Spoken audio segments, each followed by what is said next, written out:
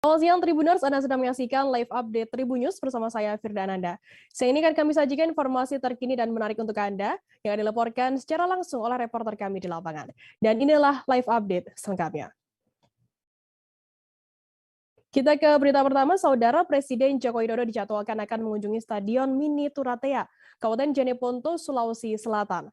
Stadion tersebut disterilkan dalam rangka menyambut kedatangan Presiden Joko Widodo. Helikopter Jokowi dikabarkan juga akan mendarat di Stadion Mini Turatea. Kedatangan Presiden RI Joko Widodo ke Jeneponto untuk meresmikan bendungan Kareloe. Informasi lebih lengkapnya akan disampaikan oleh rekan jurnalis kami dari Tribun Timur. Ada Muhammad Rakib yang saat ini sudah tersambung sama kami. Halo, Rakib.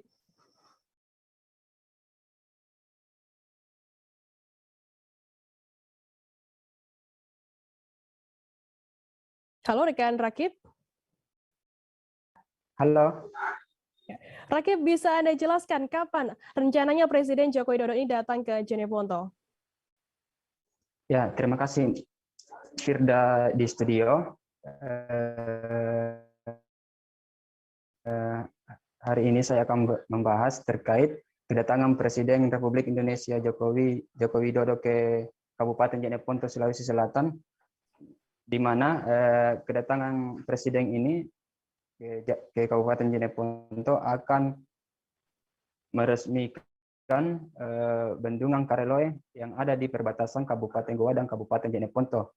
Nah, untuk kedatangan Jokowi sendiri diperkirakan akan mendarat di Stadion Mini Turatea, Kabupaten Jeneponto. Nah, di mana stadion ini telah digunakan masyarakat untuk wahana pasar malam selama kurang lebih 1 minggu terakhir ini.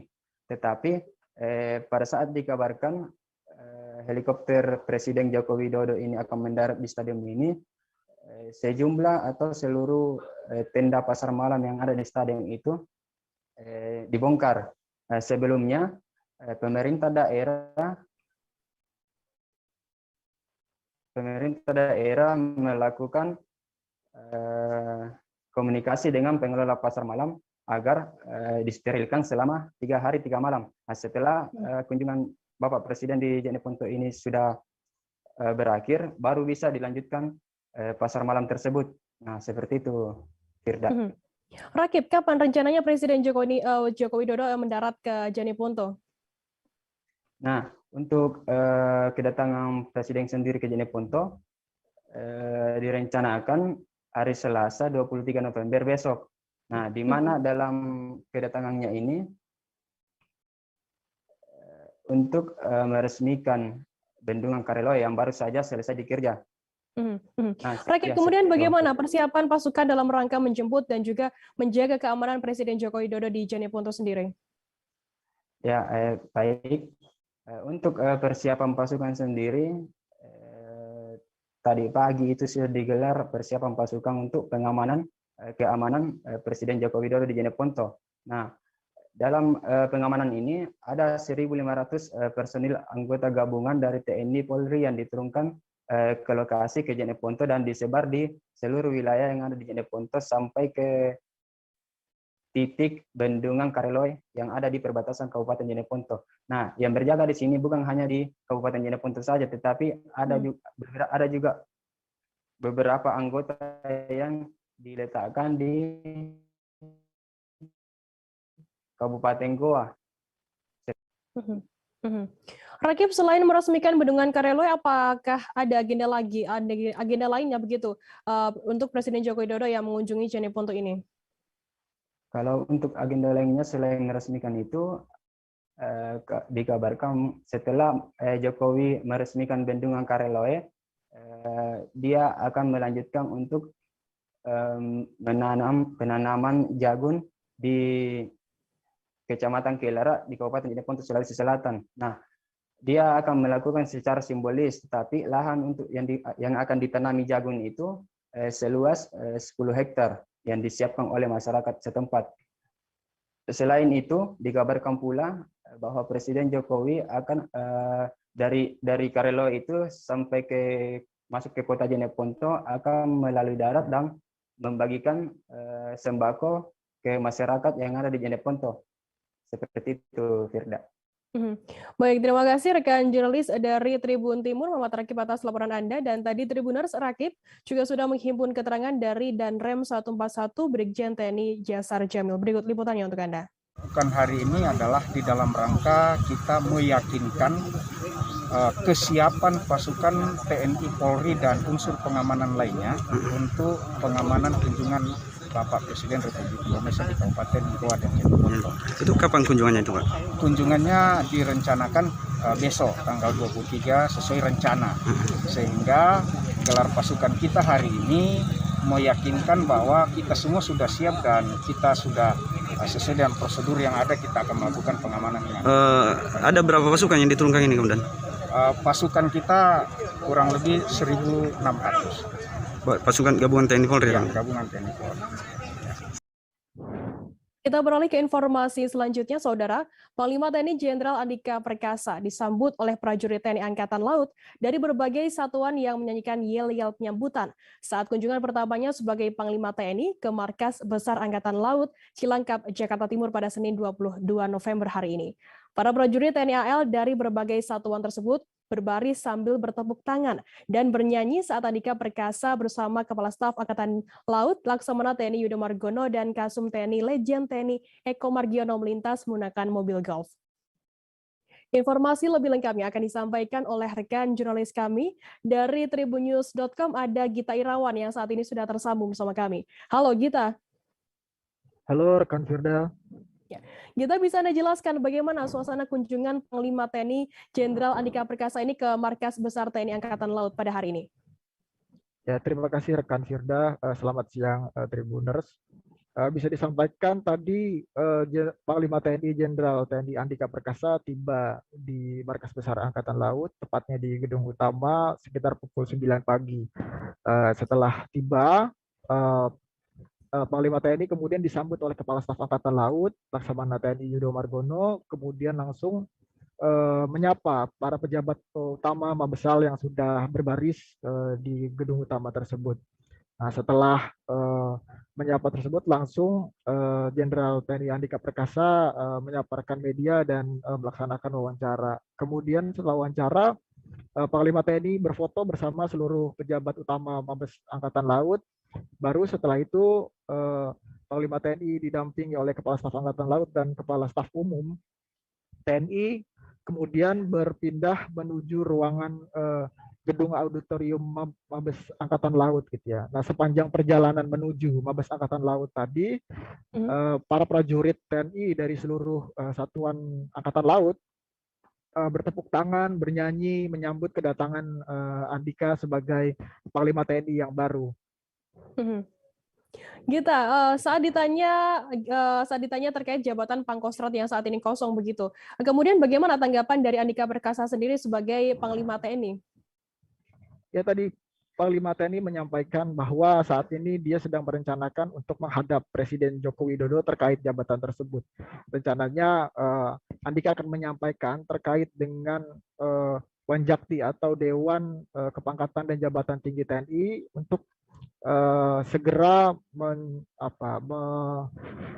memutuskan atau mengusulkan beberapa nama perwira tinggi TNI Angkatan Darat yang akan nantinya dipilih oleh Jokowi sebagai Pangkostrat yang baru, seperti itu. Kemudian Gita, apa respon dari Panglima TNI Andika Perkasa sendiri terkait adanya penembakan di Koramil Suru-Suru Kabupaten Yahukimo yang menewaskan 2 prajurit TNI pada beberapa hari yang lalu? Ya, tadi Panglima TNI menyampaikan dia mengaku tidak kaget ya atas penyerangan tersebut karena memang selama ini pihak TNI telah mengamati pergerakan dari kelompok bersenjata di Papua. Namun demikian, Panglima TNI Andika Perkasa menyatakan akan menggunakan atau akan mengubah pendekatan terkait dengan penanganan kelompok bersenjata di sana. Nah, perubahan itu juga menurut dia sesuai dengan visi misi yang disampaikan Panglima TNI saat berada di DPR untuk menjalani fit and proper test gitu. Nah, dia berharap juga perubahan itu akan bisa memberikan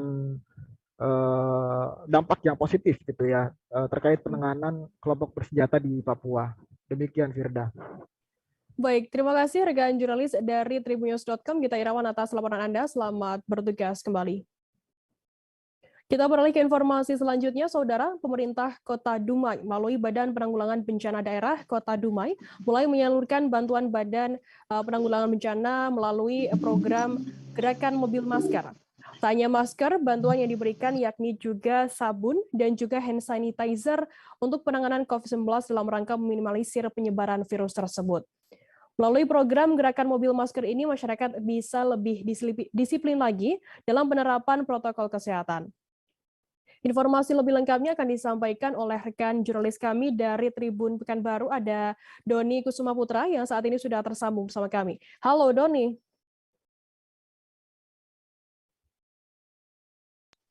Halo rekan Firda.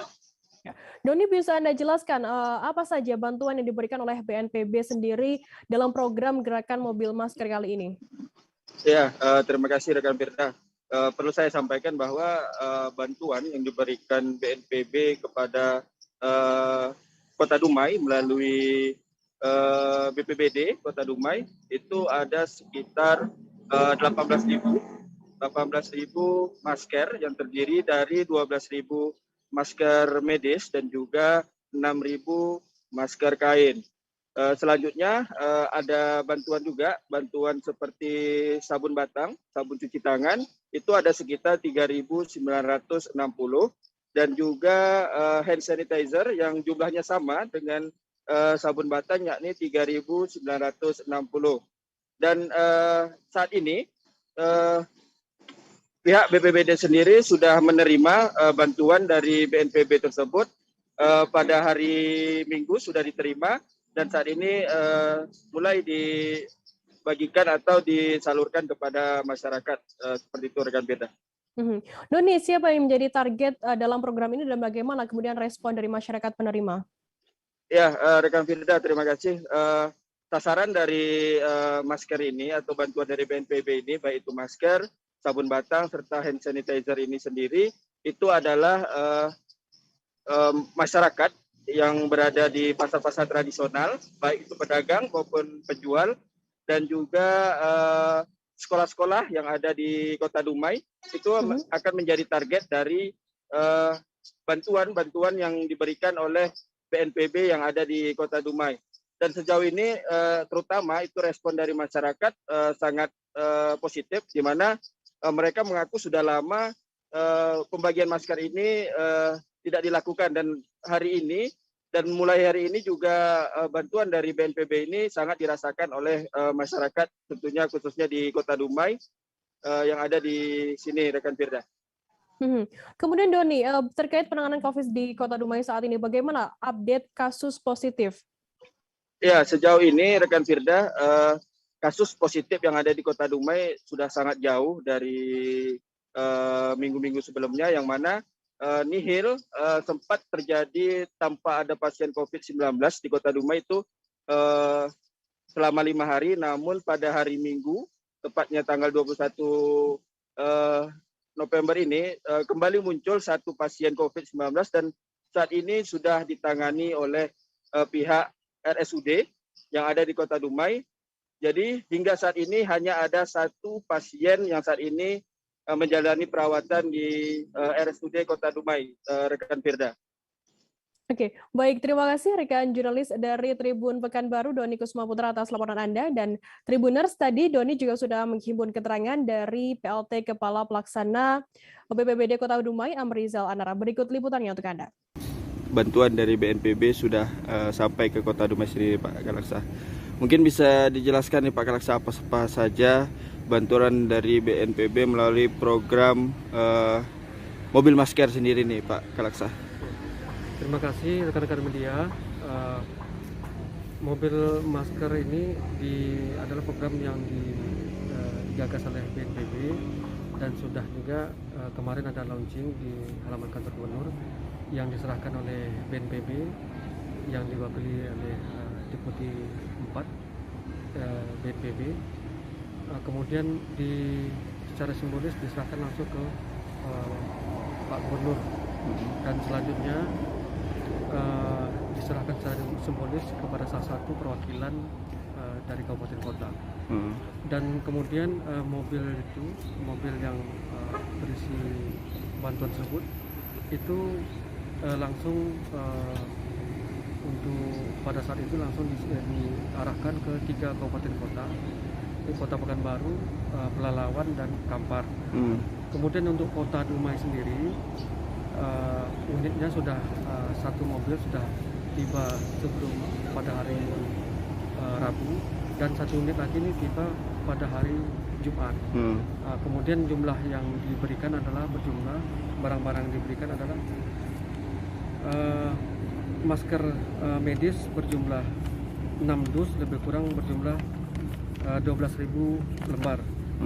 Kemudian untuk masker kain 6 dus, lebih kurang 6.000 lembar. Kemudian hand sanitizer yang ukuran 100 ml itu 55 dus berjumlah 3.960 botol. Kemudian sabun batang 55 dus berjumlah 3.960 batang. Tribuners, usai jeda kami akan kembali dengan informasi menarik lainnya. Tetaplah di Live Update. Oke, apa kabar Bang Ariski di sini untuk strateginya? Kalau saya sendiri di Jumip 37 ini yang semalam baru mulai, saya udah pas.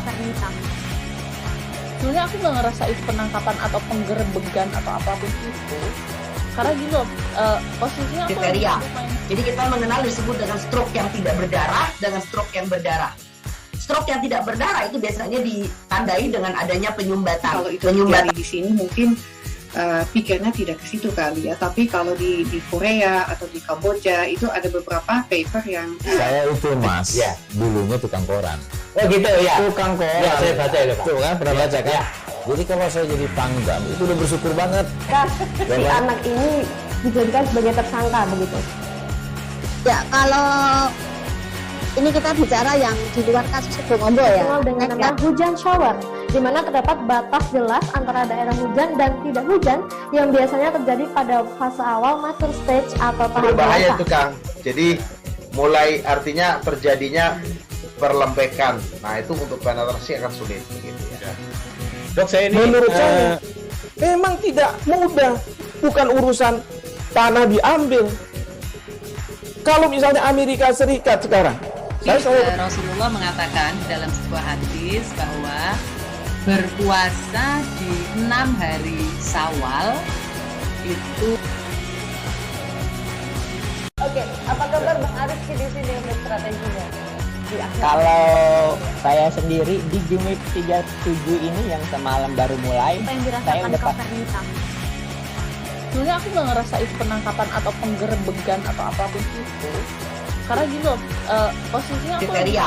Jadi kita mengenal disebut dengan stroke yang tidak berdarah dengan stroke yang berdarah. Stroke yang tidak berdarah itu biasanya ditandai dengan adanya penyumbatan. Kalau itu penyumbatan di sini mungkin pikirnya tidak ke situ kali ya, tapi kalau di Korea atau di Kamboja itu ada beberapa paper yang saya itu mas, ya dulunya tukang koran. Oh gitu ya, Tukang koran. Ya, saya baca itu Pak. Tuh kan pernah baca kan? Ya. Jadi kalau saya jadi pangdam itu udah bersyukur banget. Si anak ini dijadikan sebagai tersangka begitu. Ya kalau ini kita bicara yang di luar kasus Sebongombo ya. Dengan nama hujan shower, di mana terdapat batas jelas antara daerah hujan dan tidak hujan. Terima kasih Anda masih bersama kami di Live Update. Kita beralih ke informasi selanjutnya, Saudara. Aksi komplotan geng motor memang kerap meresahkan warga di Jalan Kongsi, Marindal 1, Kecamatan Patumbak, Deli Serdang. Selain melakukan penyerangan di sebuah kedai, para geng motor ini juga merampas sepeda motor milik warga. Kepala Dusun 3B Jumadi menjelaskan bahwa warganya telah resah dengan aksi kelompok geng motor tersebut yang melakukan penyerangan di wilayahnya. Informasi lebih lengkapnya akan disampaikan oleh rekan jurnalis kami dari Tribun Medan. Ada Alfian yang saat ini sudah tersambung bersama kami. Halo, Fian. Ya, halo, Firda. Fian, bisa Anda jelaskan bagaimana kapan penyerangan geng tersebut terjadi dan apakah juga ada korban dalam aksi tersebut? Ya, baik Firda dan juga pemirsa di rumah.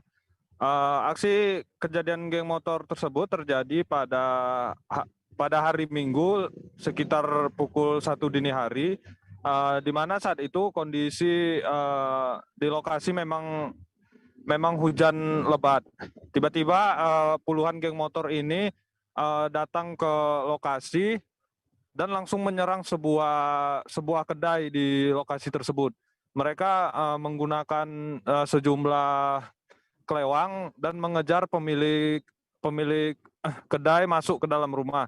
Ya, untuk yang sepeda motor yang terparkir di depan kedai tersebut langsung diambil oleh para geng motor ini.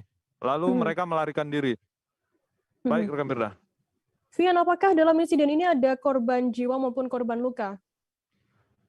Ya, untuk korban sendiri tidak ada karena pada saat itu korban yang berada di kedai tersebut langsung masuk ke dalam. Namun sepeda motor yang terparkir di depan kedai tersebut sempat dibawa lari oleh para pelaku. Vian, apakah memang komplotan geng motor ini sudah sering beraksi di sekitar lokasi tersebut atau seperti apa informasinya? Ya, menurut informasi di lapangan yang kita dapat, puluhan geng motor ini ada hampir setiap malam minggu konvoy di jalan tersebut dan sangat meresahkan warga karena mereka berjumlah puluhan dan membawa sejumlah senjata tajam. Oke, Vian, apakah kemudian update tindakan dari pihak kepolisian sendiri sejauh ini?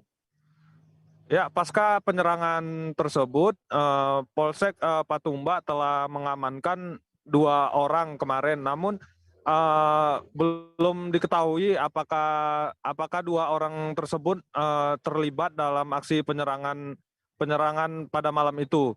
Karena sejauh ini polisi masih melakukan pemeriksaan terhadap 2 orang tersebut. Baik, rekan Firda. Baik, terima kasih rekan jurnalis dari Tribun Medan, Vian, atas laporan Anda. Dan tadi Tribuners, Vian juga sudah menghimpun keterangan dari Kepala Dusun 3B. Jumadi, berikut liputannya untuk Anda. Gitu. Jam 1 rupanya, lewat sedikit hujan, jadi korban mengatakan besok aja lah Pak. Jadikan besok, rupanya besok dari pagi dah si korban udah melapor lah ke polsek. Berapa orang Pak korbannya Pak? Korban 1, yang jelas yang dirusak itu kedai 1, kemudian 1 lagi kereta dibawa lari, diambil sama orang itu. 1 itu punya warga kita, anggota Tapis Quran. Kongsi juga. Kalau korban luka ini kurang jelas, yang jelas material lah, gede lah yang rusak. Gedenya itu jebol pakai parang. Karena kita tengok di CCTV itu memang agak brutal ya. Wah, brutal. Artinya korban luka nggak ada Pak? Ini belum jelas informasinya Pak. Apa menyerahkan kepada polisi semua? Warga sini ya antisipasinya ketika mereka datang ya karena mereka bawa golok kadangnya lari. Jadi kita lah dari pemerintahan selalu antisipasi, kita kontrol sampai malam kadang. Sampai jam 1, jam 2 kita cek gitu. Selalu mantau. Selalu ada patroli Pak? Selalu dari dusun lah, dari desa. Dari pihak kepolisian sendiri Pak? Enggak ada, belum ada Pak. Hanya pemerintahan setempat aja Pak. Nah, kita lah kepala dusun yang sering selalu patroli lah, kontrol. Sampai jam 1, jam 2 gitu. Berarti udah kerap lah mereka meresahkan Pak? Ya saya pikir cukup meresahkan. Kita beralih ke informasi selanjutnya, Saudara.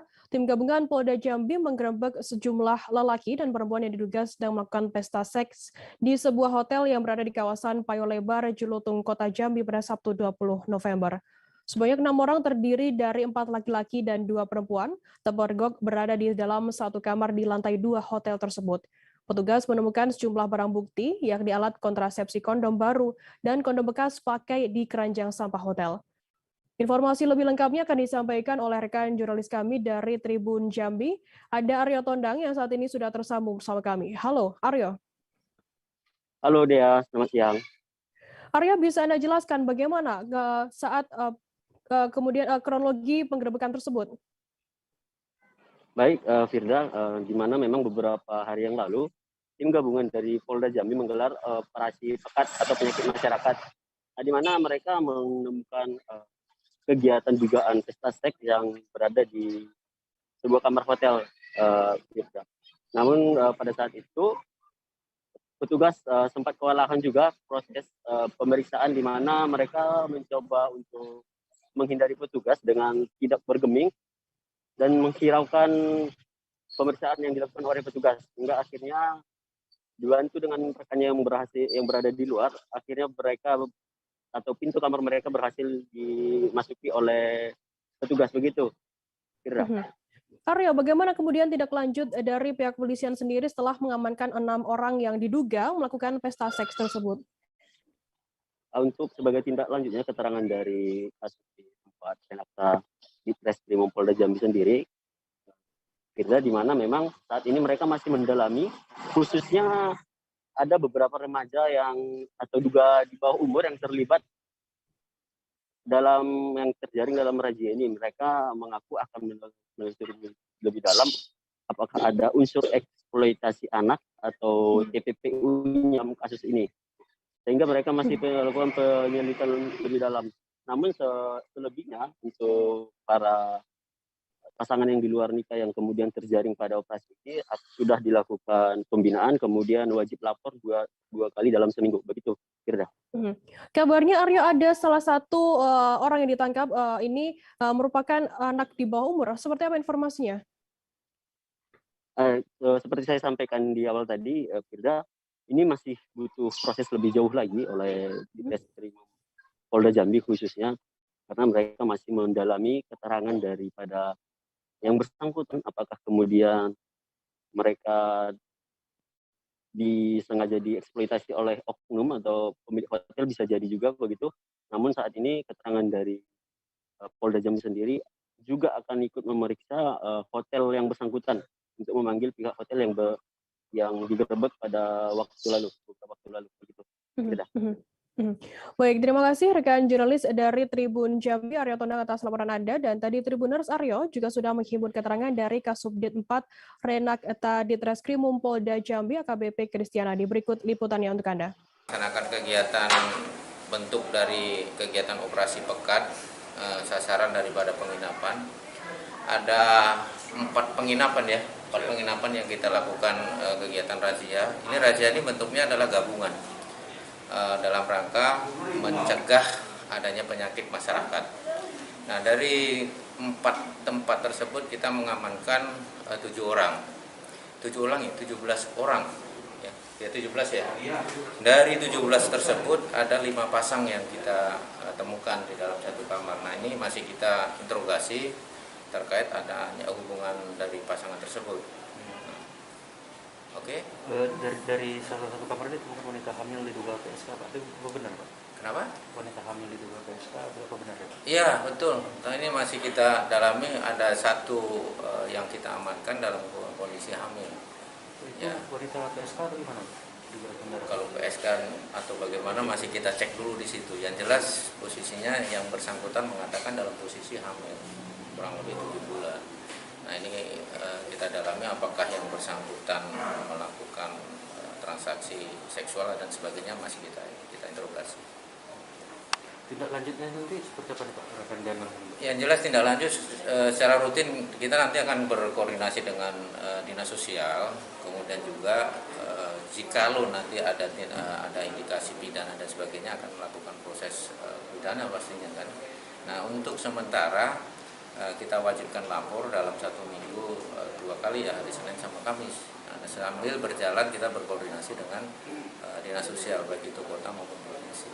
Ada anak bawah umur juga, Pak, tadi, Pak? Ada. Berapa orang? Anak di bawah umur ada 3 orang. Makanya ini perlu kita dalami apakah dari yang 3 orang ini ada unsur eksploitasi ataupun TPPU-nya. Kalau itu nanti ada unsur, tidak menutup kemungkinan kita akan melakukan proses pidana.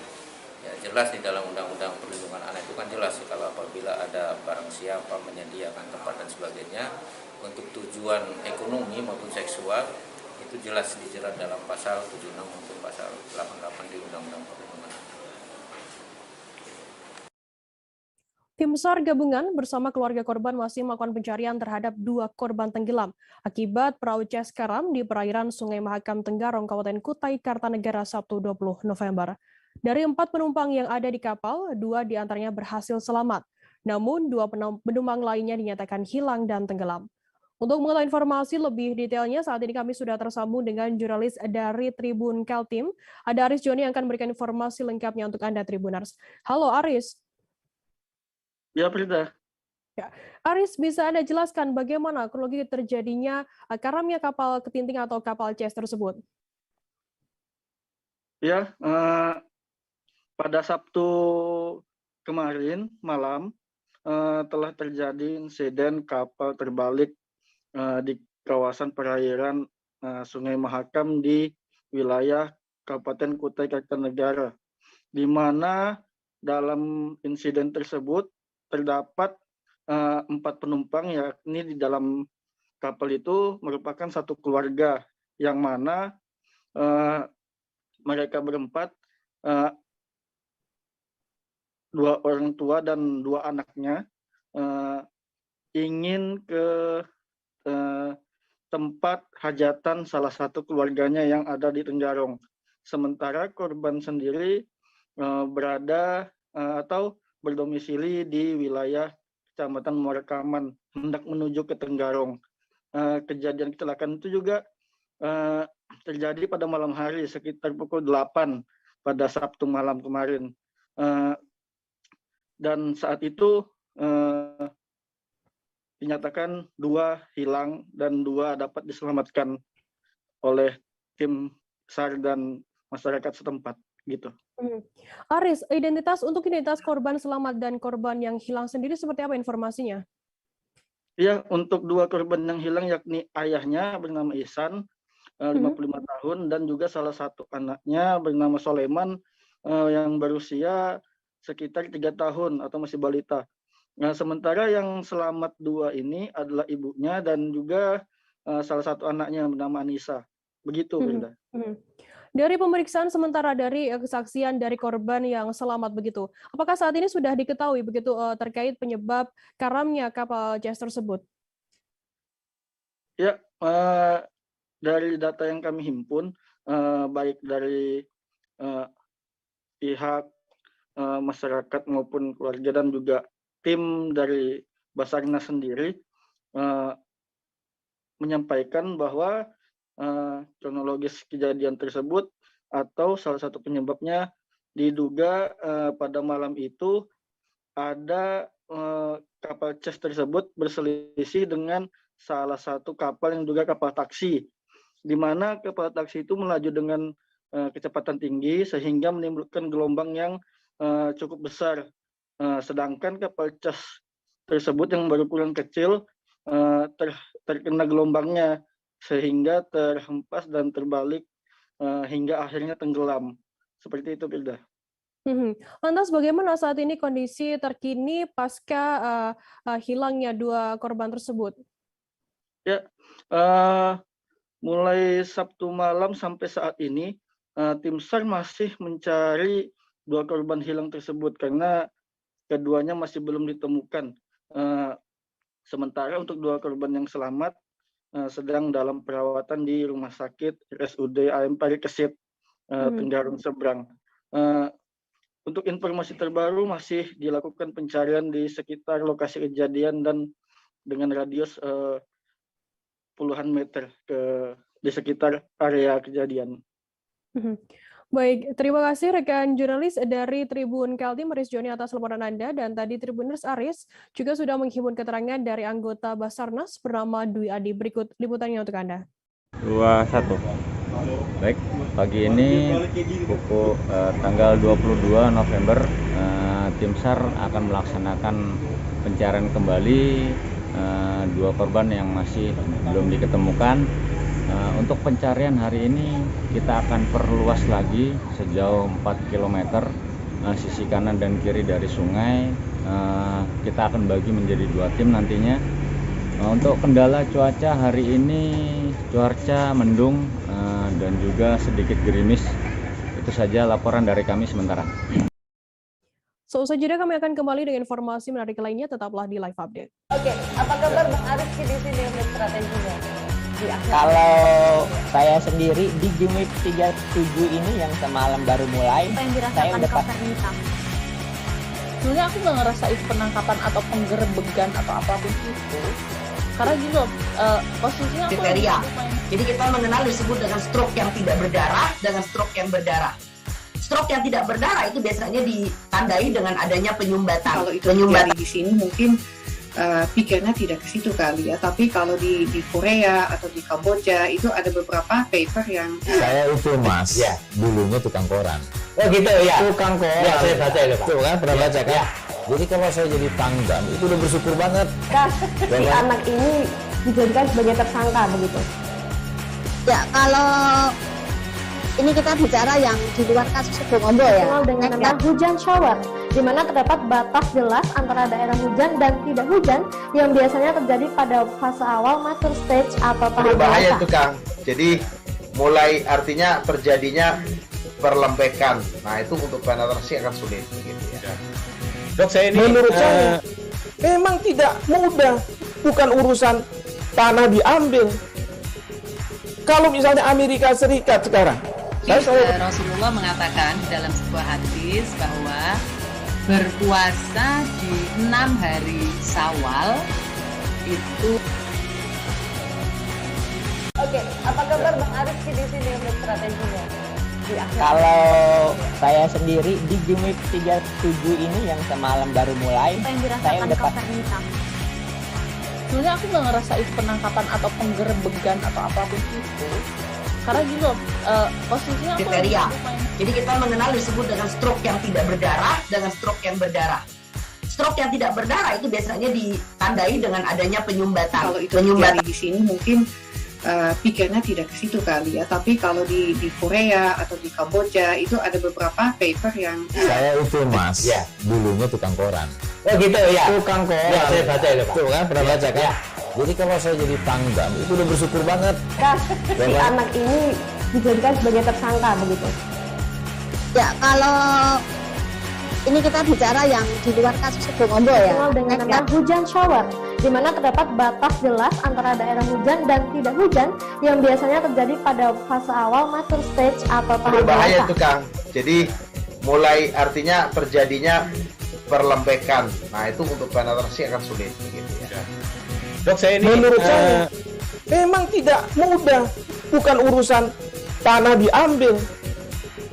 Kalau misalnya Amerika Serikat sekarang, Rasulullah mengatakan dalam sebuah hadis bahwa berpuasa di 6 hari Syawal itu. Oke, apa kabar Bang Ariski di sini untuk strateginya? Kalau saya sendiri di Jumip 37 ini yang semalam baru mulai, saya udah sebenarnya aku nggak ngerasa itu penangkapan atau penggerebegan atau apapun itu, karena gini loh, posisinya aku kriteria. Jadi kita mengenal disebut dengan stroke yang tidak berdarah dengan stroke yang berdarah. Stroke yang tidak berdarah itu biasanya ditandai dengan adanya penyumbatan. Kalau itu terjadi di sini mungkin pikirnya tidak ke situ kali ya, tapi kalau di Korea atau di Kamboja itu ada beberapa paper yang saya itu mas, ya dulunya tukang koran. Oh gitu ya. Tukang koran. Ya, saya baca itu Pak. Tuh kan pernah baca kan? Ya. Jadi kalau saya jadi Pangdam itu udah bersyukur banget. Si anak ini dijadikan sebagai tersangka begitu. Ya kalau ini kita bicara yang di luar kasus Sebongombo ya. Dikenal dengan nama hujan shower, di mana terdapat batas jelas antara daerah hujan dan tidak hujan yang biasanya terjadi pada fase awal mature stage atau tahap berbahaya dewasa. itu Kang. Jadi mulai artinya terjadinya perlembekan. Nah itu untuk penetrasi akan sulit gitu ya. Dok, saya ini menurut saya memang tidak mudah, bukan urusan tanah diambil. Kalau misalnya Amerika Serikat sekarang, Rasulullah mengatakan dalam sebuah hadis bahwa berpuasa di 6 hari Syawal itu. Oke, apa kabar Bang Ariski di sini untuk strateginya? Kalau saya sendiri di Jumip 37 ini yang semalam baru mulai, saya udah sebenarnya aku nggak ngerasa itu penangkapan atau penggerebekan atau apapun itu, karena gini loh, posisinya aku kriteria. Jadi kita mengenal disebut dengan stroke yang tidak berdarah dengan stroke yang berdarah. Stroke yang tidak berdarah itu biasanya ditandai dengan adanya penyumbatan. Kalau itu terjadi di sini mungkin pikirnya tidak ke situ kali ya, tapi kalau di Korea atau di Kamboja itu ada beberapa paper yang saya itu mas, ya dulunya tukang koran. Oh gitu ya. Tukang koran. Ya saya baca itu Pak. Tuh kan pernah baca kan? Ya. Jadi kalau saya jadi tanggal itu udah bersyukur banget. Si anak ini dijadikan sebagai tersangka begitu. Ya kalau ini kita bicara yang di luar kasus Bongombo ya. Dikenal dengan nama hujan shower, di mana terdapat batas jelas antara daerah hujan dan tidak hujan yang biasanya terjadi pada fase awal mature stage atau tahap Berbahaya dewasa. itu Kang. Jadi mulai artinya terjadinya perlembekan. Nah itu untuk penetrasi akan sulit gitu ya. Dok, saya ini menurut saya memang tidak mudah, bukan urusan tanah diambil. Kalau misalnya Amerika Serikat sekarang, Rasulullah mengatakan dalam sebuah hadis bahwa berpuasa di 6 hari Syawal itu. Oke, apa kabar Bang Ariski di sini untuk strateginya? Kalau saya sendiri di Jumip 37 ini yang semalam baru mulai, Apa yang saya dirasakan udah Kak Nita? Sebenarnya aku nggak ngerasa itu penangkapan atau penggerebekan atau apapun itu, karena gini loh, posisinya aku kriteria. Jadi kita mengenal disebut dengan stroke yang tidak berdarah dengan stroke yang berdarah.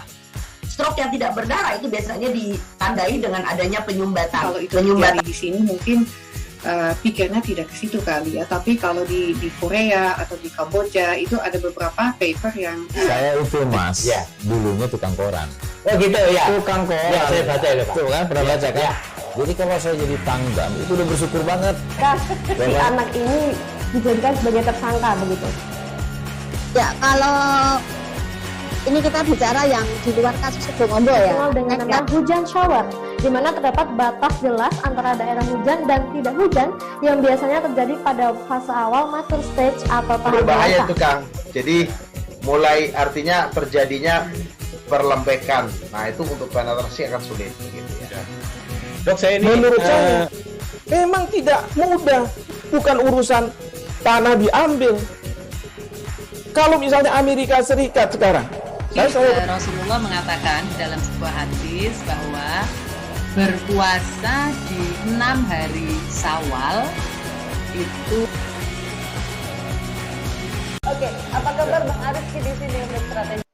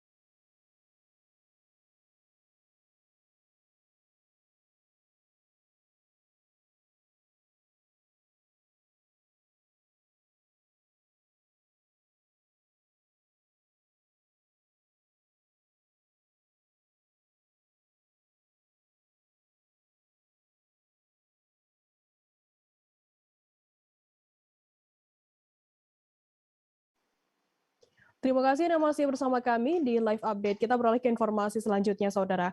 Gubernur Kaltara Zainal Arifin Paliwang bersama Bupati Nunukan Asmin Laura melakukan kunjungan ke proyek pos lintas batas negara atau PLBN Labang di Kabupaten Nunukan Provinsi Kaltara.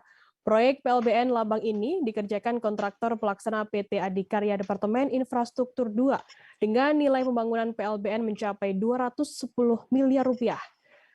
Zainal Arifin mengungkapkan keinginannya agar pembangunan PLBN Labang yang ditargetkan selama 720 hari hingga November 2022 dapat menggait para tenaga kerja asli Kalimantan Utara. Informasi lebih lengkapnya akan disampaikan oleh rekan jurnalis kami dari Tribun Kaltara. Ada George Santana Silalahi yang saat ini sudah tersambung bersama kami. Halo George. Ya, halo Firda, selamat siang. Ya. George, bisa Anda jelaskan apa pesan khusus Gubernur Kaltara Zainal Arifin Paliwang dengan adanya PLBN Labang ini?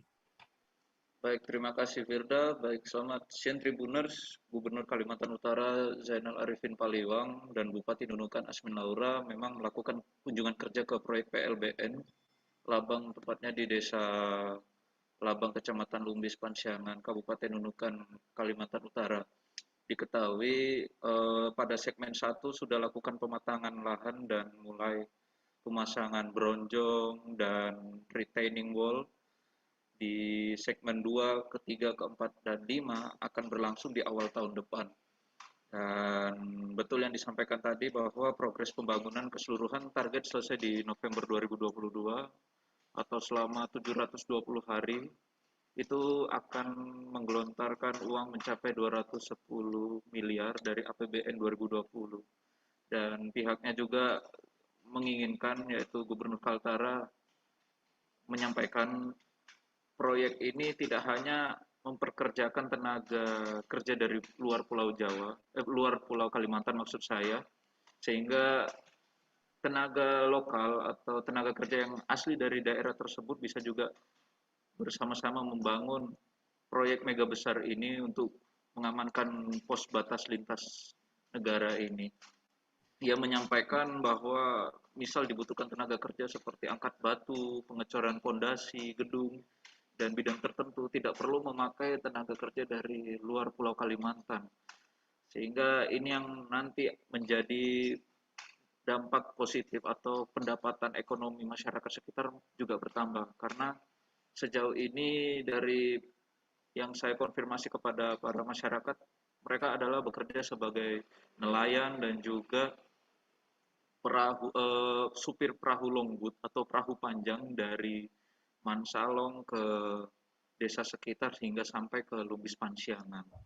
Dan perlu diketahui, karena masyarakat yang bertempat di desa Lumbis Pansiangan itu tidak hanya desa Lumbis Pansiangan, ada desa Lumbis Ogong, Lumbis Uhlu, dan juga dari ini adanya proyek diharapkan bisa juga mempertimbangkan apa saja yang diinginkan oleh dari teman-teman PT Adikarya yang membangun di pos PLBN. Firda. Baik, George, lantas apa saja fasilitas yang ada di PLBN Labang sendiri? Baik, Firda, terima kasih. Dari pantauan saya ada fasilitas mes, karyawan, kantor utama, bangunan pemeriksa, rest area, powerhouse, yaitu adalah listrik tegangan yang akan menghubungkan seluruh instalasi di PLBN tersebut. Dan juga ada parkir perahu dan kantin. Gubernur juga menyebutkan agar ada perhatian khusus untuk bangunan kantor bea cukai ataupun kantor imigrasi. Hal ini untuk menjaga keamanan perbatasan Indonesia dengan Malaysia, karena paling dekat untuk melakukan perjalanan ke Malaysia yaitu ke Desa Sepunggul memakan waktu 50 menit baik ke Indonesia maupun ke Malaysia. Firda. Just kemudian bagaimana dengan keamanan tingkat keamanan di perbatasan sendiri? Baik Firda, terima kasih. Menurut Komandan Yonarmet 18 Komposit Buritkang, Letkol Arm Yudi Ari Irawan, bersama pasukan Batalion Armet 18 Komposit Buritkang mengungkapkan sudah membuat 3 pos jaga perbatasan Indonesia-Malaysia, yang dimana untuk paving patok perbatasan ada 3, yaitu terdiri dari Desa Sumantipal mencapai 400 patok, Labang 400 patok, kemudian Desa Lumbis yang paling banyak mencapai 800 patok. Nantinya patok paving perbatasan ini akan dilakukan pengecekan kurang lebih mencapai 20 hingga 30 hari melewati bentang hutan. Karena ia juga menjelaskan paving patok yang sudah tergelar di perbatasan di Indonesia tidak akan terjadi permasalahan. Sebab karena titik koordinat batas yang ditentukan masuk wilayah Indonesia ataupun Malaysia sudah resmi dan mempunyai kode Outstanding Boundary Problem, yaitu OBP, yang dimana kedua negara sepakat tidak boleh menyentuh koordinat masing-masing garis tersebut. Hal itu dia juga sudah menyampaikan kepada Polis Diraja Malaysia bisa terus menjaga sinergitas ini dengan sama-sama bertanggung jawab di perbatasan. Tepatnya bernama pos penjagaan ini namanya Gapma bersama Polis Diraja Malaysia, yaitu ada Gapma Semenggaris, Gapma Seliku, Gapma Pagalalang, dan Gapma Longmidang. Dan sebelumnya diketahui melakukan patroli ini terakhir kali bersama Polis Diraja Malaysia PDRM itu terakhir di tahun 2019 karena waktu itu juga tidak pernah melaksanakan kembali karena akibat pandemi COVID-19, dan beliau juga menyampaikan tanggal 12 November lalu sudah lakukan rapat Zoom meeting bersama Brigade Malaysia dengan 3 batalion Pamtas Malaysia, dan rencana di Januari tahun depan akan melakukan patroli bersama. Demikian yang bisa dapat saya sampaikan kembali ke studio, Firda. Baik, terima kasih rekan jurnalis dari Tribun Kaltara, George Santana Silalahi atas laporan Anda. Selamat bertugas kembali. Kita beralih ke informasi selanjutnya, Saudara. Pada Jumat 19 November, Gubernur Banten Wahidin Halim baru saja menetapkan besaran UMP tahun 2022. Penetapan upah minimum provinsi tersebut di Banten dinilai belum memenuhi kebutuhan hidup yang layak untuk pekerja di Banten. Pemerintah, informasi lebih lengkapnya akan disampaikan oleh rekan jurnalis kami dari Tribun Banten. Ada Ahmad Tajudin yang saat ini sudah tersambung bersama kami. Halo Tajudin. Halo Firda. Tajudin, bisa Anda jelaskan Pemprov Banten sendiri telah menetapkan UMP tahun 2022 berapa besarannya? Baik, rekan Firda. Pada Jumat kemarin pada tanggal 19 November 2021, di mana Gubernur Banten Wahidin Halim baru saja menetapkan besaran upah minimum provinsi tahun 2022. Pemerintah Provinsi Banten menetapkan UMP sebesar Rp2.500.000 pada tahun 2022 mendatang, di mana angka tersebut ada kenaikan sekitar 40.000 dibandingkan dengan besaran UMP pada tahun 2021, Firda, di mana pada 2021 sebelumnya UMP di Provinsi Banten sebesar Rp2.460.000, Firda. Kemudian apakah setelah ditetapkan begitu, lalu bagaimana tanggapan dari para serikat buruh atau dari para pekerja sendiri atas adanya kenaikan UMP sendiri? Baik. Untuk menanggapi hal itu, Ketua DPD SPN Provinsi Banten sendiri bernama Intan Indria Dewi mengatakan bahwa penetapan UMP tahun 2022 di Banten belum memenuhi kebutuhan hidup yang layak untuk pekerja di Banten. Di mana menurut Intan, untuk menetapkan UMP seharusnya Gubernur Banten tidak hanya berpatokan pada PP nomor 36 tahun 2021 saja tentang pengupahan, melainkan Pemprov Banten seharusnya mengusulkan dan mempertimbangkan yang telah disampaikan oleh perwakilan buruh, salah satunya para serikat buruh yang telah melakukan audiensi beberapa hari yang lalu kepada Pemprov Banten. Tajudin, kemudian apa langkah yang dilakukan oleh para serikat buruh sendiri terkait adanya kenaikan UMP ini? Apakah mereka juga menggelar aksi kembali atau seperti apa?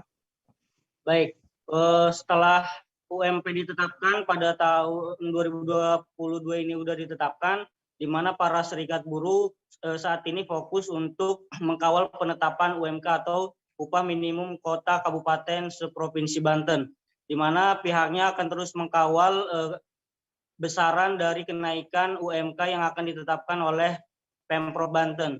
Kemudian untuk tuntutannya sendiri untuk UMK di Provinsi Banten, para buruh meminta agar Pemprov Banten menaikkan sebesar 13,5% untuk UMK pada tahun 2022. Apabila tuntutan mereka tersebut tidak sesuai yang diharapkan seperti penetapan UMP, mereka berencana akan melakukan aksi akbar yang akan diselenggarakan setelah penetapan UMK nanti, Firda. Baik, terima kasih rekan jurnalis dari Tribun Banten, Ahmad Tajudin atas laporan Anda. Selamat bertugas kembali. Kita beralih ke informasi selanjutnya, Saudara. Pemerintah Kabupaten. Kita akan jeda sejenak, Tribuners, tetaplah di live update. Oke, apa kabar Bang Arif di sini untuk strateginya? Kalau saya sendiri di Jumip 37 ini yang semalam baru mulai, saya udah sebenarnya aku nggak ngerasa itu penangkapan atau penggerebegan atau apapun itu, karena gitu posisinya aku kriteria. Jadi kita mengenal disebut dengan stroke yang tidak berdarah dengan stroke yang berdarah. Stroke yang tidak berdarah itu biasanya ditandai dengan adanya penyumbatan. Kalau itu terjadi di sini mungkin pikirnya tidak ke situ kali ya, tapi kalau di Korea atau di Kamboja itu ada beberapa paper yang saya itu Mas, ya, dulunya tukang koran. Oh gitu ya. Tukang koran. Ya, saya baca itu Pak. Tuh kan pernah baca kan? Ya. Jadi kalau saya jadi tanggam itu udah bersyukur banget. Si anak ini dijadikan sebagai tersangka begitu. Ya, kalau ini kita bicara yang di luar kasus Sebongombo ya. Dengan nama hujan shower, di mana terdapat batas jelas antara daerah hujan dan tidak hujan yang biasanya terjadi pada fase awal mature stage atau tahap berbahaya dewasa. itu Kang. Jadi mulai artinya terjadinya perlembekan. Nah itu untuk penetrasi akan sulit gitu ya. Dok, saya ini menurut saya memang tidak mudah, bukan urusan tanah diambil. Kalau misalnya Amerika Serikat sekarang, Rasulullah mengatakan dalam sebuah hadis bahwa berpuasa di 6 hari Syawal itu. Oke, apa kabar Bang Arif di sini untuk strateginya? Kalau saya sendiri di Jumip 37 ini yang semalam baru mulai, saya udah sebenarnya aku nggak ngerasa itu penangkapan atau penggerebegan atau apapun itu, karena gitu posisinya kriteria. Jadi kita mengenal disebut dengan stroke yang tidak berdarah dengan stroke yang berdarah.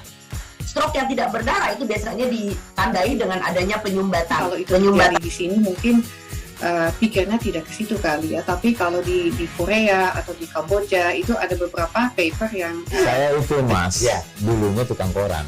Oh gitu ya. Tukang koran. Ya, saya baca itu Pak. Tuh kan pernah baca kan? Ya. Jadi kalau saya jadi tanggam itu udah bersyukur banget.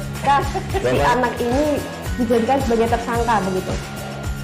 Ya, kalau ini kita bicara yang di luar kasus Sebongombo ya. Dengan nama hujan shower, di mana terdapat batas jelas antara daerah hujan dan tidak hujan yang biasanya terjadi pada fase awal mature stage atau tahap berbahaya dewasa. itu Kang. Jadi mulai artinya terjadinya perlembekan. Nah itu untuk penetrasi akan sulit gitu ya. Dok, saya ini menurut saya memang tidak mudah, bukan urusan tanah diambil. Kalau misalnya Amerika Serikat sekarang, Rasulullah mengatakan dalam sebuah hadis bahwa berpuasa di 6 hari Syawal itu. Oke, apa kabar Bang Arif di sini untuk strateginya? Kalau saya sendiri di Jumip 37 ini yang semalam baru mulai, saya udah sebenarnya aku nggak ngerasa itu penangkapan atau penggerebegan atau apapun itu, karena gitu posisinya kriteria. Jadi kita mengenal disebut dengan stroke yang tidak berdarah dengan stroke yang berdarah. Stroke yang tidak berdarah itu biasanya ditandai dengan adanya penyumbatan. Kalau itu terjadi di sini mungkin pikirnya tidak ke situ kali ya, tapi kalau di Korea atau di Kamboja itu ada beberapa paper yang saya itu Mas, ya, dulunya tukang koran. Oh gitu ya. Tukang koran. Ya, saya baca itu Pak. Tuh kan pernah baca kan? Ya. Jadi kalau saya jadi tanggam itu udah bersyukur banget. Si anak ini dijadikan sebagai tersangka begitu. Ya, kalau ini kita bicara yang. Terima kasih Anda masih bersama kami di live update. Kita beralih ke informasi selanjutnya, Saudara. Bencana tanah longsor terjadi di Dukuh Gunungan Lor, Desa Jeruk, Kecamatan Selo, Boyolali pada Minggu 21 November sekitar pukul 7 pagi. Akibat bencana ini, bangunan tertimbun dan satu rumah rusak parah pada bagian depannya. Petugas gabungan dari TNI Polri dan juga relawan langsung bergotong royong mengevakuasi barang-barang warga. Informasi lebih lengkapnya akan disampaikan oleh rekan jurnalis kami dari Tribun Solo. Ada Tri Widodo yang saat ini sudah tersambung bersama kami. Halo, Tri. Halo, Victor dan Tribunes, di mana berada?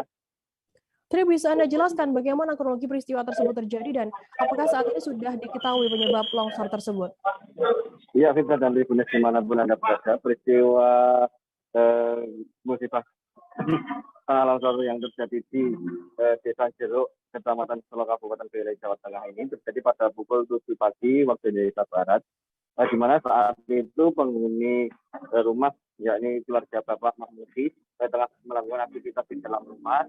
Tahu-tahu saat melakukan aktivitas itu, keluarga mendengar suara rentekan yang disusul dengan suara gemuruh. Saat kemudian keluarga yang menghuni di rumah Pak Mahmudi ini kemudian langsung lari menyelamatkan diri keluar rumah. Tak berselang lama kemudian talut setinggi 6 meter dengan panjang 15 meter ini yang ada di samping rumah Pak Mahmudi tersebut kemudian longsor mengenai bangunan rumah dan sebuah toko kelontong milik Bapak Mahmudi. Tri, apakah selain kerugian material begitu, apakah juga ada korban jiwa maupun korban luka dari peristiwa ini? Iya, Firda, akibat peristiwa ini memang tidak menimbulkan korban jiwa, mengingat sebelum kejadian tanah longsor tersebut sudah ada tanda-tanda yang ini berupa suara gemuruh atau rentekan yang terjadi sesaat sebelum peristiwa tanah longsor ini terjadi. Kemudian keluarga dari Bapak Mahmudi yang juga ada anak-anak kecil langsung lari menyelamatkan diri keluar rumah sehingga tidak ada korban jiwa dalam peristiwa tersebut. Namun demikian beberapa kendaraan diantaranya ada 3 unit sepeda motor dan 1 unit mobil seri tertimpa sedikit reruntuhan. Akibatnya keempat kendaraan tersebut mengalami rusak ringan, Firda. Jadi kemudian setelah kejadian, bagaimana proses evakuasi dari warga, kemudian relawan dan juga dari BPBD Boyolali? Iya, Firda. Musibah tanah longsor yang mengakibatkan 1 rumah dan 1 kelontong milik warga ini tertimbun langsung mendapatkan respon dan perhatian dari masyarakat sekitar serta relawan, baik relawan dari organisasi masyarakat maupun dari TNI Polri. Sesaat kemudian warga langsung melakukan gotong royong untuk melakukan evakuasi atau pembersihan di lokasi longsor tersebut. Selain itu dari Badan Penanggulangan Bencana Daerah Boyolali juga langsung menerjunkan 1 unit alat berat untuk melakukan proses atau melakukan pembersihan puing-puing tanah longsor yang disertai batu yang menimpa rumah dan toko kelontong tersebut, Firda. Baik, terima kasih rekan jurnalis dari Tribun Solo, Tri Widodo atas laporan Anda. Selamat bertugas kembali. Kita beralih ke informasi selanjutnya, Saudara.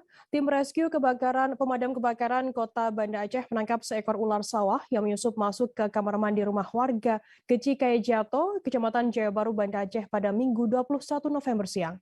Keberadaan binatang melata itu menimbulkan kepanikan seisi rumah di Jalan Residen Danubroto, Lorong Bandung, nomor 2, Gampong Geci, Kayejate. Petugas piket regu DPKP Kota Banda Aceh menerima laporan sekira pukul 9 pagi tentang keberadaan ular tersebut di kamar mandi rumah warga. Informasi lebih lengkapnya akan disampaikan oleh rekan jurnalis kami dari Serambi News Indonesia. Ada Misran Asri yang saat ini sudah tersambung bersama kami. Halo Misran. Ya, Firda.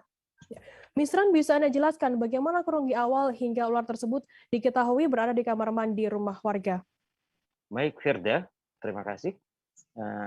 Selamat siang, rekan Tribun News. Ya, seperti yang kami laporkan sebelumnya bahwa tim rescue pemadam kebakaran Kota Banda Aceh mendapatkan laporan di nomor darurat 0651-113 di mana ada menyusup seekor ular di rumah seorang warga di Kampung Geci Kayejato, Kecamatan Jaya Baru, Kota Banda Aceh. ular tersebut masuk ke kamar mandi. Dan itu pertama sekali diketahui oleh Isa, yang merupakan keponakan dari pensiunan dosen tersebut, di mana pada saat itu Isa ingin membuang air kecil ya. Di saat itu dia sontak melihat ular tersebut. Begitu, Firda. Miss Ren, apakah memang selama ini petugas pemadam memang sering menerima pengaduan mengenai gangguan binatang melata tersebut? Oh baik, Firda. Selain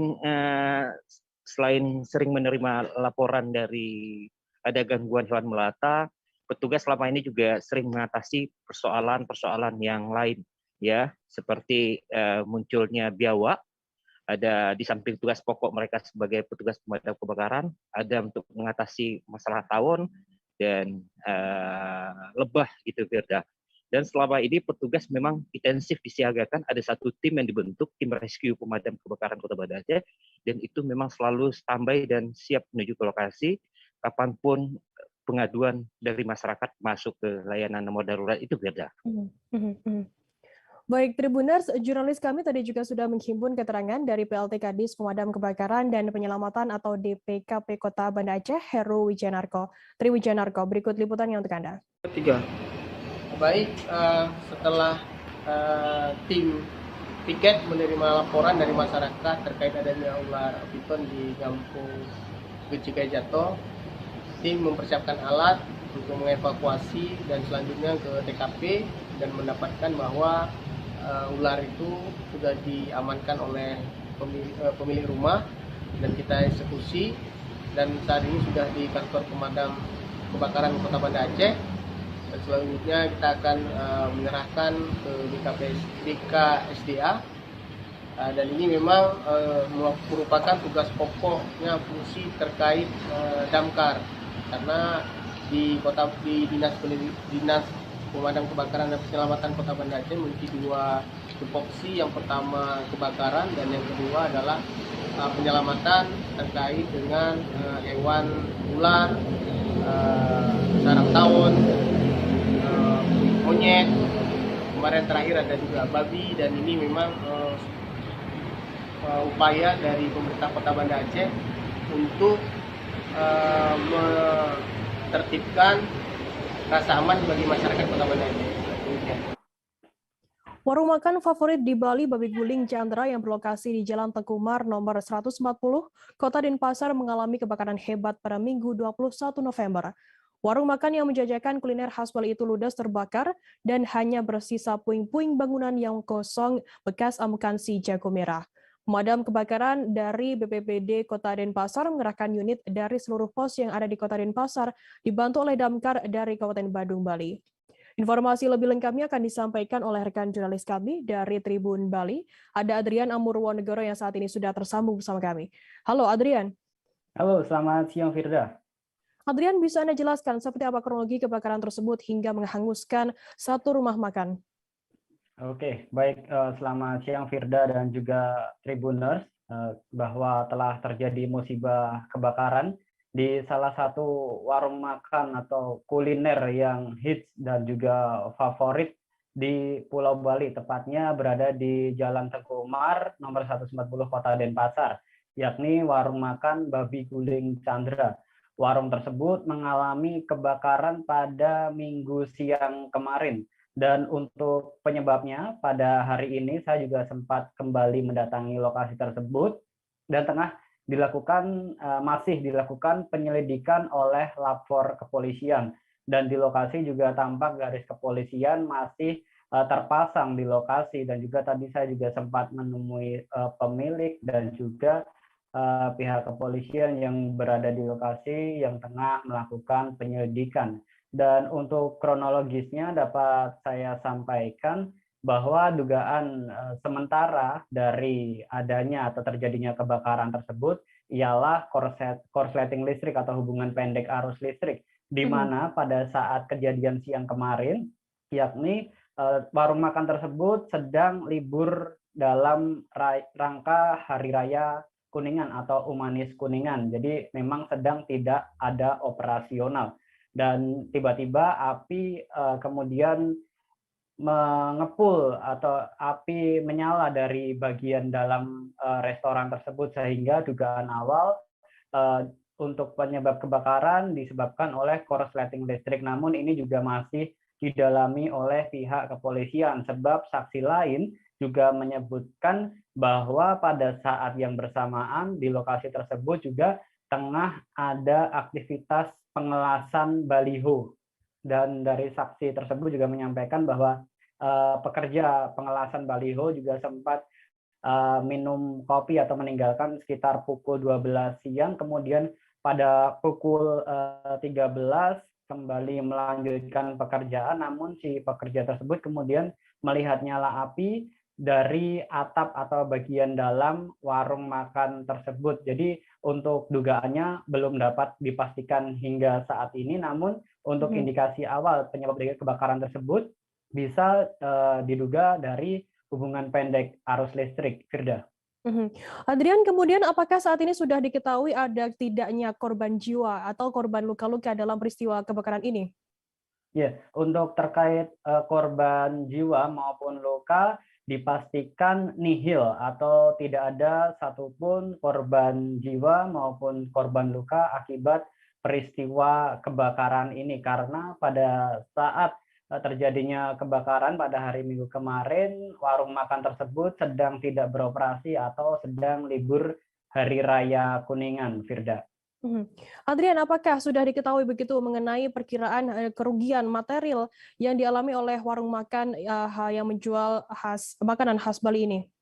Oke, baik, Firda, dapat kami sampaikan bahwa kemarin tim asesmen dari pihak BPBD Denpasar juga sudah melakukan asesmen di lokasi pasca upaya pemadaman yang dilakukan selama kurang lebih 60 menit yang dilakukan oleh pemadam kebakaran BPBD Kota Denpasar yang mengerahkan sebanyak sekitar 7 unit pemadam kebakaran dari seluruh pos yang ada di Kota Denpasar dan juga dibantu pemadam kebakaran dari wilayah Kabupaten Badung untuk membackup upaya pemadaman, karena api tersebut juga dengan cepat untuk menjalar ke bagian-bagian bangunan lainnya, sehingga upaya dari kesigapan petugas damkar ini sangat dibutuhkan agar membatasi lidah-lidah api agar tidak menjalar ke bagian bangunan lainnya.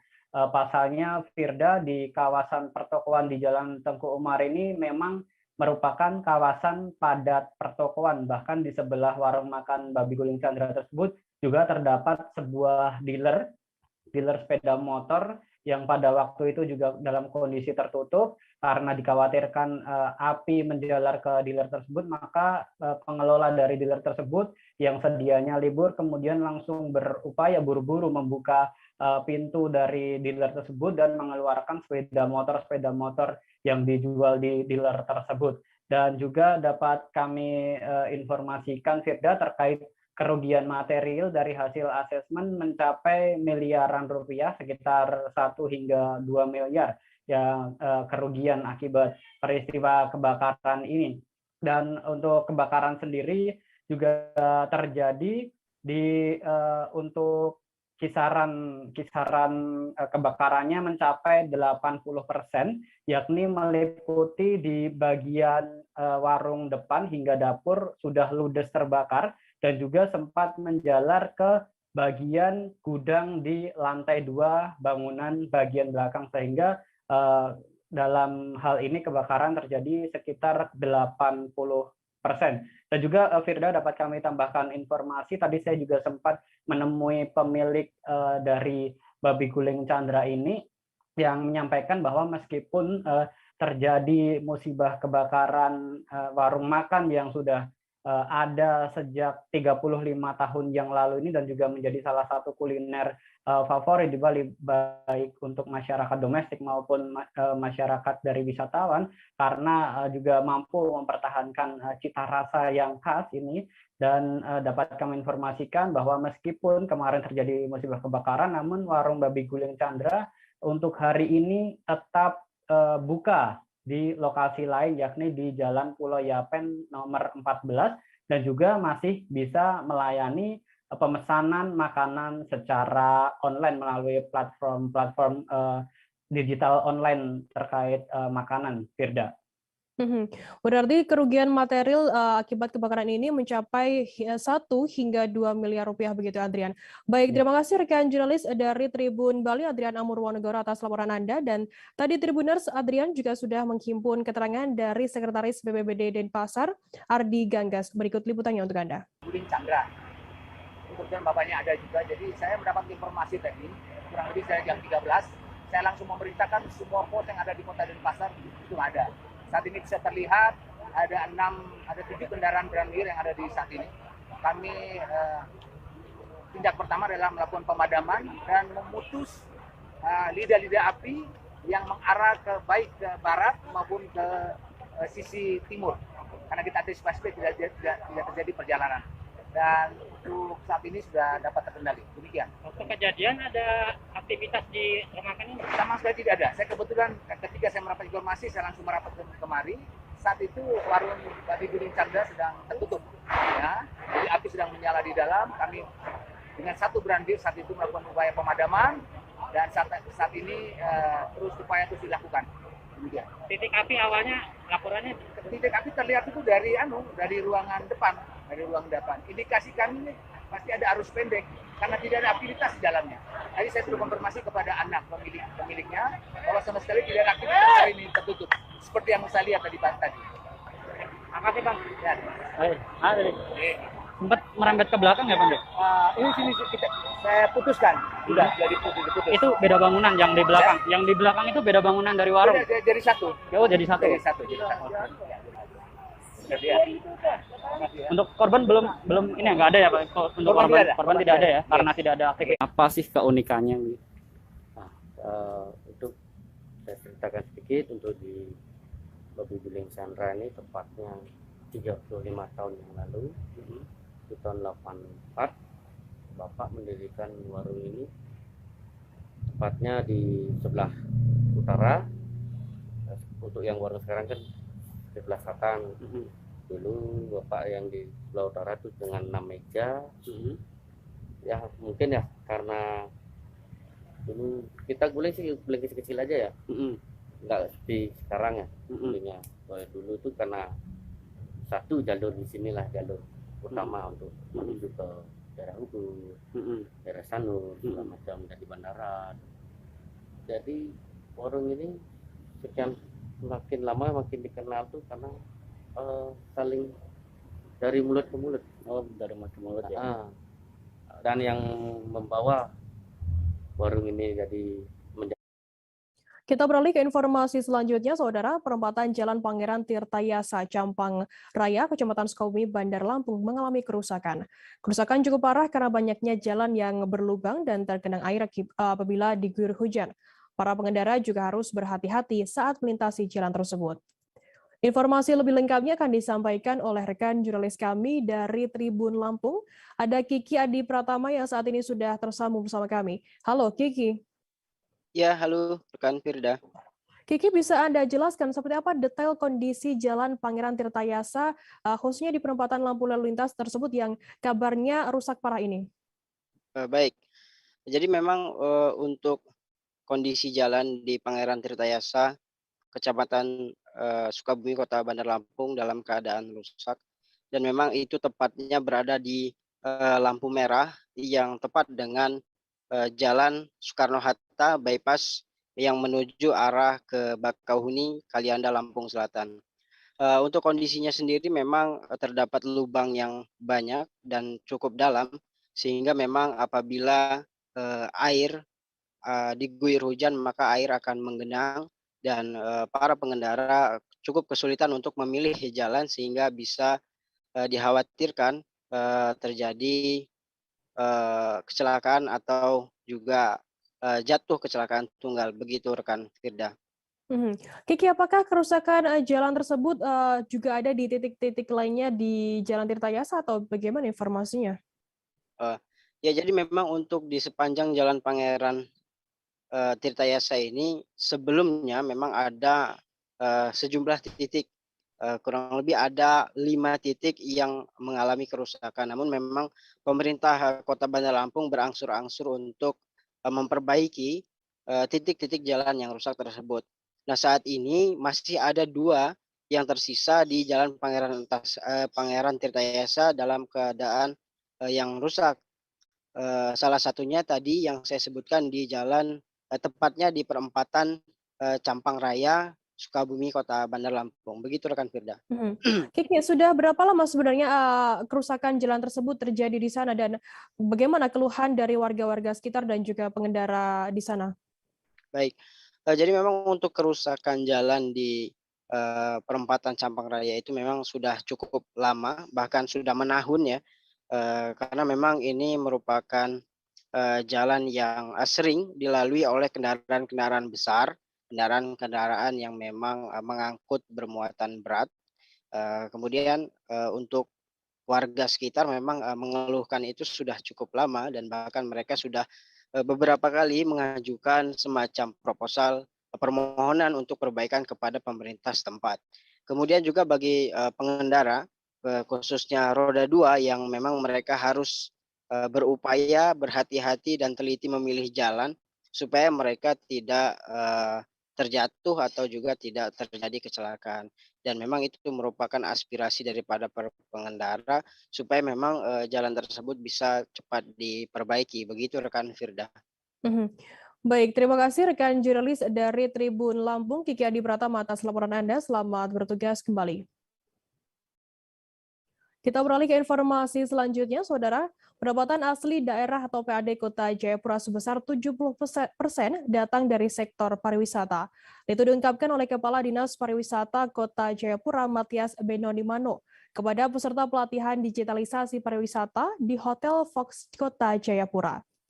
Informasi lebih lengkapnya akan disampaikan oleh rekan jurnalis kami dari Tribun Papua, ada Aldi Bimantara yang saat ini sudah tersambung bersama kami. Halo Aldi. Ya, halo Firda dan juga Tribuners. Dalam giat pelatihan digitalisasi pariwisata bagi penggiat konten kreator di Jayapura, dalam presentasinya Dinas Pariwisata Kota Jayapura mengeluarkan data di mana menyebutkan ini sebanyak 70% pendapatan asli daerah Kota Jayapura selama ini ternyata datang dari sektor pariwisata. Firda dan juga Tribuners, memang kita tahu bersama bahwa Kota Jayapura yang terletak di daerah pesisir ini merupakan salah satu kota di Papua yang memiliki sejumlah objek wisata menarik, mulai dari wisata alam, kuliner, hingga minat khusus begitu. Firda dan juga Tribuners, sehingga memang sektor pariwisata sangat tumbuh dengan baik dan dapat menyumbang 70% dari pendapatan asli daerah Kota Jayapura, Papua. Begitu yang diinformasikan. Firda. Aldi, dari sebanyak 70% kontribusi sektor pariwisata terhadap PAD Kota Jayapura sendiri, apa yang menyebabkan sektor pariwisata ini menjadi yang penyumbang tertinggi? Ya, Firda, memang dikatakan Kepala Dinas Pariwisata Kota Jayapura, Matias Mano, Kota Jayapura ini sebagai ibu kota provinsi Papua yang memang memiliki potensi wisata baik dari mulai wisata alam hingga wisata minat khusus begitu. Dan juga industri pariwisata di Kota Jayapura ini juga tumbuh dengan baik, serta ini yang menjadi penyebab begitu ya, dapat memberikan kontribusi sebanyak 70% bagi PAD Kota Jayapura. Meski begitu, Firda, meski berada di masa pandemi COVID-19, nampaknya memang sektor pariwisata di Kota Jayapura ini nampaknya tidak terlalu berpengaruh secara signifikan ataupun terdampak. Selain itu memang penyelenggaraan PON dan juga Peparnas beberapa waktu lalu ini membuat geliat pariwisata di Kota Jayapura menjadi semakin baik. Firda. Aldi, apakah ada kendala-kendala yang dihadapi oleh Dinas Pariwisata Kota Jayapura sendiri dalam pengembangan wisata di sana? Ya, Firda, memang berdasarkan wawancara saya bersama Kepala Dinas Pariwisata Kota Jayapura, Matias Mano, dirinya menyebutkan saat ini walaupun kontribusi sektor pariwisata terhadap PAD Kota Jayapura terbilang tinggi, namun pihaknya masih menemui beberapa kendala dalam hal penerapan pemberlakuan harga standar untuk masuk ke suatu kawasan wisata, baik itu pantai ataupun destinasi wisata lainnya begitu. Karena memang Firda masih perlu diskusi bersama begitu dengan masyarakat pemilik hak ulayat, sehingga ini tentunya menjadi tantangan tersendiri bagi Dinas Pariwisata Kota Jayapura dalam mengatasi beberapa kendala guna tentu mempertahankan PAD Kota Jayapura sebesar 70% dari sektor pariwisata. Begitu, Firda.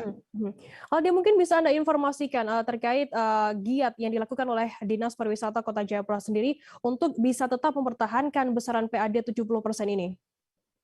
Ya, Firda, memang terkait mempertahankan besaran kontribusi sektor pariwisata terhadap PAD Kota Jayapura, yakni sebesar 70% yang sudah saya sebutkan sebelumnya, memang ini Dinas Pariwisata Kota Jayapura ini terus memaksimalkan potensi-potensi objek wisata yang ada di Kota Jayapura untuk dibuatkan destinasi khusus. Selain itu, Firda, ini Dinas Pariwisata Kota Jayapura juga menyediakan paket-paket perjalanan wisata yang tentunya ini diharapkan dapat membantu dan juga terus mempertahankan porsinya begitu, serta mengusahakan juga sistem bagi hasil terhadap suatu pengelolaan objek wisata antara pemerintah dan juga masyarakat, agar nantinya Firda dan Tribuners kontribusi sektor pariwisata terhadap pendapatan asli daerah Kota Jayapura ini tetap stabil dan bahkan melebihi besaran 70% yang ada saat ini. Demikian Firda, kembali ke Anda di studio. Baik, Tribuners, jurnalis kami tadi juga sudah menghimpun keterangan dari Kepala Dinas Pariwisata Kota Jayapura, Matias Pinonimano. Berikut liputannya untuk Anda. Pelatihan digitalisasi, kegiatan ini merupakan program Dinas Pariwisata dan pembiayaannya didukung langsung dari Kementerian Pariwisata dan Ekonomi Kreatif Republik Indonesia dari dana alokasi khusus, dan ini programnya ada di seluruh Indonesia, dan pemerintah Kota Jayapura juga berkesempatan untuk bisa diberikan menu untuk pelatihan. Kami memilih salah satunya adalah pelatihan digitalisasi pada saat ini. Ini adalah kegiatan-kegiatan bersifat non fisik. Berupa pelatihan ada 6 kegiatan pelatihan yang kita laksanakan di dalam tahun ini secara terjadwal, dan ini adalah yang keempat. Nanti masih ada lagi 2 kegiatan lagi pelatihan yang akan dilaksanakan dalam tahun ini, dan pelaksanaannya memang waktu kita terpotong dengan persiapan dan pelaksanaan PON dan Peparnas, sehingga masih ada 3 kegiatan, 1 sudah dilaksanakan pada hari ini dan 2 lagi akan kami segera langsungkan di akhir tahun ini, sehingga semua target dari 6 kegiatan non fisik bisa terselesaikan di tahun 2021. Setiap kegiatan, khususnya pada hari ini pelatihan digitalisasi ini juga targetnya adalah 40 orang. Ya, 40 orang yang disiapkan, dan sasarannya adalah kepada para fotografer, videografer, dan komunitas-komunitas yang ada, anak muda yang ada dari kampung maupun dari kota, untuk terlibat langsung bagaimana kita berdiskusi, kita sama-sama latihan bagaimana cara membuat atau menyiapkan suatu berita, atau mau bisa bagaimana mempromosikan potensi wisata yang ada di Kota Jayapura ini, baik itu dari destinasinya, kulinernya, souvenirnya, semuanya. Itu coba kita berdiskusi pada hari ini dalam pelatihan yang akan difasilitasi oleh Dinas Pariwisata Kota Jayapura, sehingga harapannya adalah kita tetap mempromosikan potensi pariwisata yang ada di TNI AL Lantamal 12 Pontianak bersama BPBD Kabupaten Skadau dan Bidan Puskesmas Skadau Hilir membantu proses evakuasi dan persalinan ibu muda bernama Febri, 21 tahun, dari Dusun Teribang, Desa Seberang Kapuas, Kecamatan Skadau Hilir, Kabupaten Skadau, Kalimantan Barat. Pada saat dievakuasi diketahui Febri mengalami pecah ketuban dan harus segera menjalani proses persalinan. Akibatnya proses persalinan harus dilakukan di atas perahu karet saat melintasi sungai Kapuas Skadau sekira pukul 8:20 waktu Indonesia Barat. Febri diketahui melahirkan seorang bayi perempuan berbobot 3,2 kg. Informasi lebih lengkapnya akan disampaikan oleh rekan jurnalis kami dari Tribun Pontianak, ada Marpina Sindika yang saat ini sudah tersambung sama kami. Halo Marpina. Ya, halo rekan Firda. Marpina, bisa Anda jelaskan kapan tepatnya peristiwa tersebut terjadi dan bagaimana kronologi kejadiannya?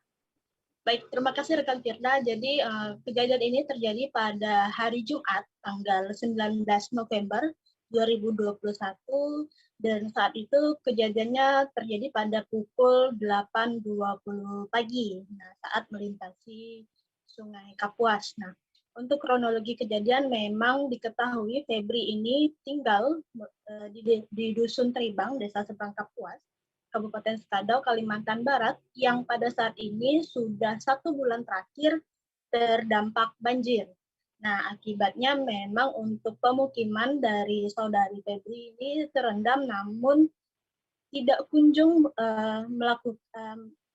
mengungsi dan tetap bertahan di kediamannya, sehingga pada saat akan melahirkan baru menghubungi pihak tim BPBD untuk dilakukan evakuasi ke puskesmas Sekadau Hilir. Nah, pada saat evakuasi ini tepat ketika melalui Sungai Kapuas, melintasi Sungai Kapuas ini, Febri mengalami pecah ketuban dan akhirnya terpaksa harus melahirkan di tengah derasnya arus sungai dibantu oleh 2 orang bidan yang memang sudah dari awal dibawa oleh tim BPBD dan TNI AL dan dibantu juga proses persalinannya oleh anggota TNI dan juga pihak keluarga yang pada saat itu berada dalam satu perahu karet.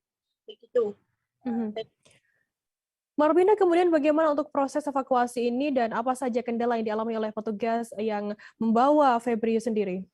Nah, memang proses evakuasi ini dikatakan sedikit terlambat karena Febri baru dievakuasi pada saat dia sudah menunjukkan tanda-tanda akan melahirkan pada malam sebelumnya. Nah, sebelumnya tim BPBD dan TNI AL ini sudah beberapa hari mengunjungi dan menawarkan untuk evakuasi, namun belum diiyakan oleh saudari Febri ini. Akhirnya pada malam ketika sudah menunjukkan tanda-tanda untuk melahirkan, baru paginya pihak dusun menghubungi pihak BPBD untuk dievakuasi. Nah, dalam proses evakuasi pada awalnya berjalan lancar, namun ketika melintasi Sungai Kapuas ini, saudara Febri ini mengalami pecah ketuban dan harus segera dilakukan proses persalinan. Nah, hingga akhirnya proses persalinan bisa berjalan dengan lancar walaupun sang bayi ini sempat menelan air ketubannya sedikit, namun cepat tertolong karena setelah sampai ke daratan langsung dievakuasi ke puskesmas dan mendapatkan perawatan. Begitu. Marbina, bagaimana saat ini kondisi ibu dan bayi tersebut dan serta bagaimana update banjir di Sekadau saat ini? Nah, untuk kondisi ibu dan bayi saat ini sudah dipulangkan ke rumah pihak keluarga yang saat ini tidak terdampak banjir dan meskipun sempat menelan air ketuban, kondisi bayi saat ini sehat. Dan kondisi ibu juga sehat. Sebelumnya juga Bupati Sekadau, Bapak Aron dan Nyonya, itu Ibu Magdalena juga sempat mengunjungi Febri di kediaman keluarganya. Nah, untuk update banjir saat ini memang sudah berangsur surut sejak sepekan terakhir. Dari yang sebelumnya ketinggian air mencapai maksimum 3,1 meter, sekarang sudah 1,9 meter dari permukaan tanah. Nah, untuk beberapa wilayah di pusat Kabupaten Sekadau juga sudah tidak terendam banjir, seperti di jalan-jalan protokol sudah bisa dilalui, dan sekarang banjir itu masih mengenangi ada 4 kecamatan, namun tidak separah sebelumnya, begitu Febri. Terima kasih rekan jurnalis dari Tribun Pontianak, Marbina Sidika Wulandari atas laporan Anda. Dan tadi Tribuners, Marbina juga sudah menghimpun keterangan dari Letda Laut Hengki Sutrisno, kemudian 2 bidan bernama Regina dan Yohana, dan ibu muda yang melahirkan bernama Febri 21 tahun. Berikut liputannya untuk Anda. Untuk evakuasi kami dilaksanakan tadi pagi hari. Sebelumnya setelah kunjungan tersebut kami juga sudah mengajak ibu tersebut untuk langsung dievakuasi. Tetapi ibunya masih berkenan tinggal di sana, dan setiap hari pun kami berkoordinasi dengan kepala dusunnya untuk dievakuasi, dan akhirnya tadi pagi kepala dusun memberitahu kami untuk mengevakuasi karena sudah mau melahirkan. Hari Selasa tanggal 16 November melaksanakan kunjungan ke Dusun Tribang, Desa Seberang Kapuas. Di sana kondisi pengungsi sudah berdiri posko. Beberapa memang masyarakat ada yang mengungsi di sana, tapi beberapa masyarakat masih tinggal di rumah masing-masing, termasuk ibu yang melahirkan. Sekarang kondisinya sudah membaik, sudah dilakukan observasi juga, alhamdulillah sehat, termasuk anaknya juga sehat. Kemungkinan kalau tidak ada keluhan apa-apa mungkin bisa kembali, tetapi mungkin dia tidak kembali ke rumah yang di Tribang, dia akan kembali ke rumah mertuanya yang tidak terkena dampak banjir. Bertahan, tapi dari tim evakuasi ngotot mau bawa ke sini, cuma kan suami kan lagi kerja, jadi mereka juga tidak berani kan. Jadi nunggu persetujuan suami sama bapak kita kan masih tinggal sama bapak, nah barulah. Sebenarnya kemarin mau dibawa langsung sama mereka. Cuma suami kan masih kerja, jadi mereka nggak berani juga kan. Jadinya pas tadi. Tribuners, informasi tadi sekaligus menutup perjumpaan kita dalam live update hari ini. Jangan lupa saksikan terus live update di seluruh kanal YouTube dan Facebook Tribun Network. Saya Fidanal Kelikuran Bertugas pamit undur diri. Terima kasih dan sampai jumpa.